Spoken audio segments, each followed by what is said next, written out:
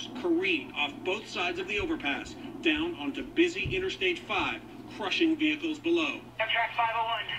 Emergency, emergency, emergency. We are on the ground. The conductor radioing for help. Hey guys, what happened? We're coming around the corner to take the bridge over I-5 there, right north of Nisqually, and we went on the ground. Is everybody okay? I'm still figuring that out. We got cars everywhere and down onto the highway. As soon as I know exactly where all my train is, I'll let you know. Drivers on the interstate below were injured as the train came crashing down, but none killed.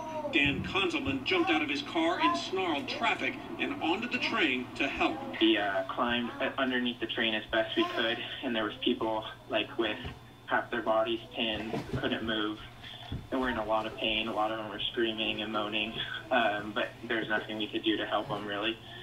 So we just stayed with them. They're requesting all possible units with bodies on the freeway.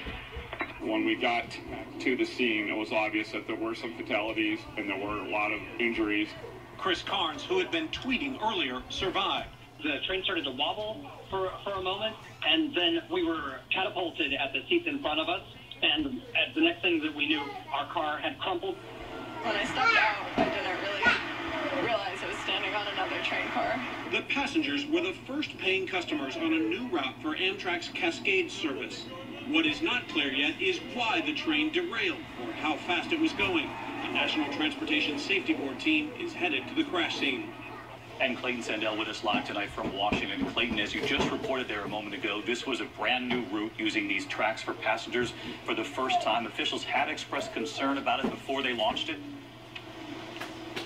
That's right, David. Long before today's crash, a local mayor in this area said he was concerned about high-speed trains in this area, saying that he thought a potential fatal accident was almost inevitable. Now, one of the reasons they haven't been able to lock down the number of fatalities is that the train cars you see behind me here are unstable. They have to go inside and shore them up before they can go in and see if there are any more victims. David? Clayton Sandell leading us off tonight. Clayton, thank you. And just a short time ago here, I spoke with a passenger, Scott Claggett, who describes the horror inside and when he crawled out the window, not realizing his train car was in the woods, suspended in the air.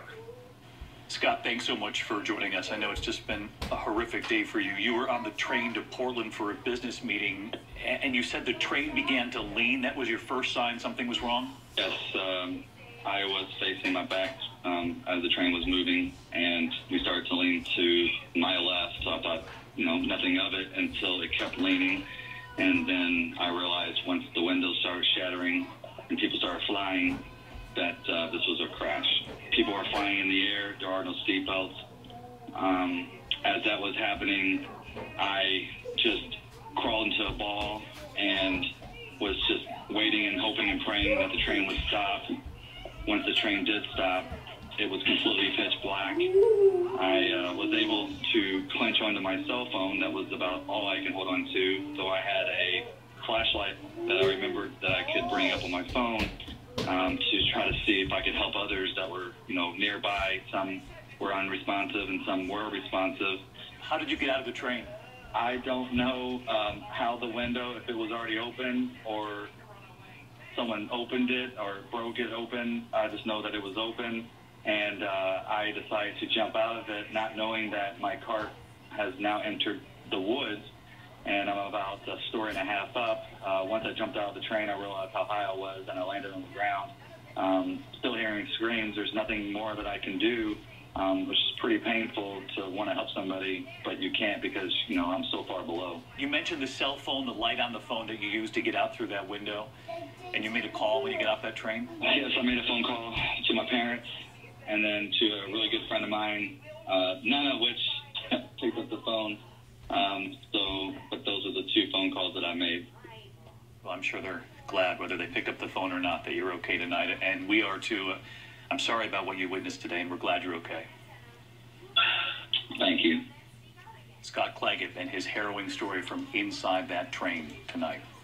We do move on here to the other news on this Monday evening, into the nightmare at the world's busiest airport in Atlanta.